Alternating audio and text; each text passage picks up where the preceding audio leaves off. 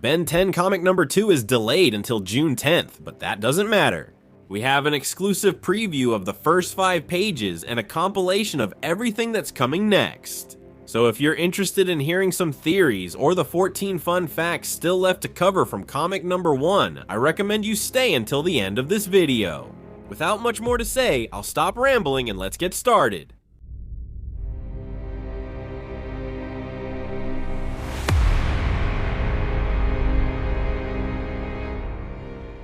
The comic resumes in the forest with Ben trying to escape. He knows that his transformation can cause problems, so he takes a moment to really ask himself what's going on. Ben knows this isn't normal. A few minutes ago, he was a giant with 4 arms, and now he's a guy who could start a forest fire. His transformation was over, and the situation was starting to get worse, since the fire attack had caught the attention of the soldiers who were really close by. Did everyone hear that? Move out! That must be our target. Take him down! The soldiers were shooting at everything that moved. The situation was extremely dangerous for him, so the Omnitrix started to emit warning signals that made Ben transform again. While he was doing this, the soldiers had tracked him with some kind of machine. They were close, but it didn't matter.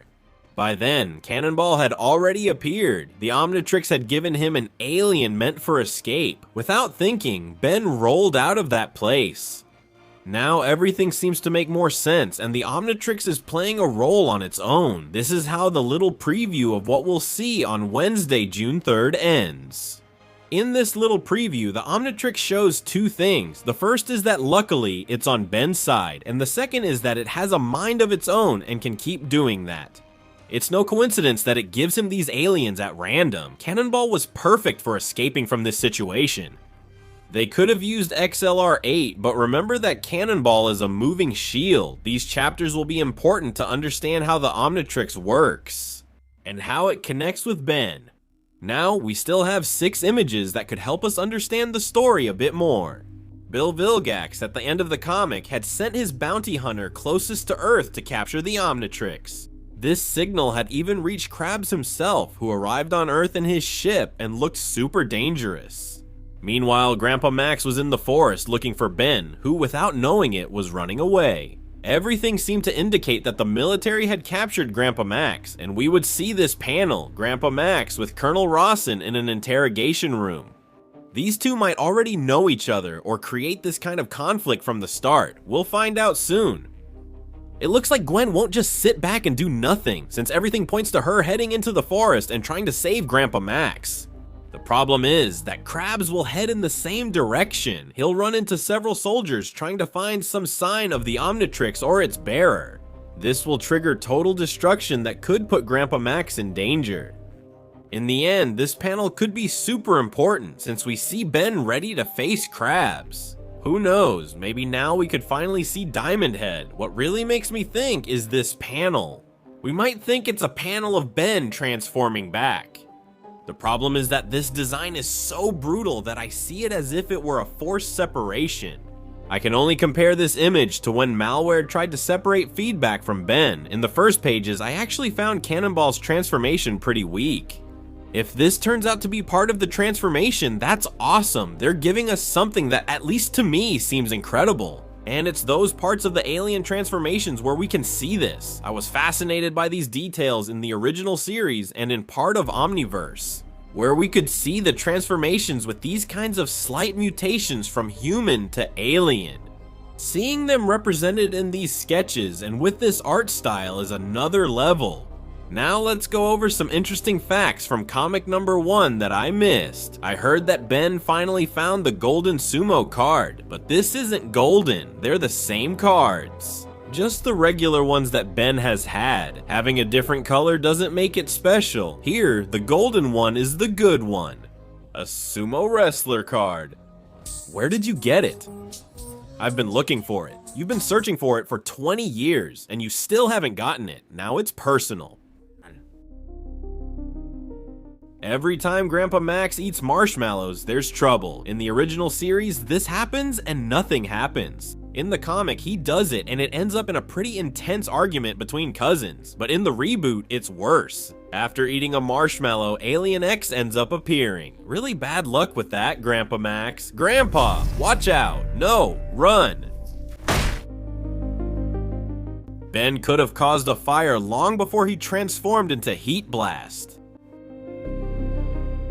Gwen's backpack has a small cat as a symbol, a clear reference to Lucky Girl, her classic alter ego that practically accompanied her throughout the entire franchise. A rather curious detail can be found on Ben's shirt. Now the black line no longer divides the shirt exactly in half. Instead, it shifts slightly to the right. It may seem like a minor change, but honestly, it gives the feeling that this isn't exactly the Ben we all knew at the end of Ben 10 reboot in the Alien Extinction special. We were shown a bunch of Ben Tennysons with different outfits, with lines completely different from the ones we know. Another dimensional Ben was attacked today. He lost another Omnitrix to Alien X, but at least this Ben survived. We're shown the legendary panel where Ben can see the meteorite bringing the Omnitrix. Colonel Rossum makes a very early debut. This time, he's with the Army. That's something that really stands out. Since he used to work for Area 51 with the SADS, this could suggest that there's someone more important than Colonel Rossum at this moment. This mutant bear is Ben's first enemy in the comic. Now, its mechanical features are very reminiscent of Cyber Bear, a character from the reboot, but that's impossible, since Cyber Bear was only an imagined being created by Ben. Actually, this bear could be a bear mutated by Dr. Animo's experiments. If we analyze it a little, most of his experiments are usually found in the forests. Ben calls the bear Freddy Fazbear, alluding to the animatronic from the horror franchise Five Nights at Freddy's. So it raises the question of whether, if in this Dynamite universe, the game Five Nights at Freddy's exists, or whether there's a case involving this bear. The forearms transformation has the Omnitrix symbol in white, which is an error that will probably be corrected later. There's a reference to the original names of the aliens in the comic, with Ben calling the alien with 4 arms, and the military talking about Heat Blast, which is basically what Fuego is called. Grandpa Max knows things, and it's pretty strange because it even seems like he's lived through this before. For Dynamite's first comic, 14 covers were released. Among them, these 5 main ones were shown to us, which we had already seen before. Over the following weeks, some special covers by artists were added, which referenced other comics, giving a little boost to this first issue. Now, due to the high sales of the first comic, a reprint was made, giving us these last 2. Among the covers, something very important should be highlighted, and that is the 10 main aliens that the comic has already introduced to us. They are the same initial 10 from the reboot, The End,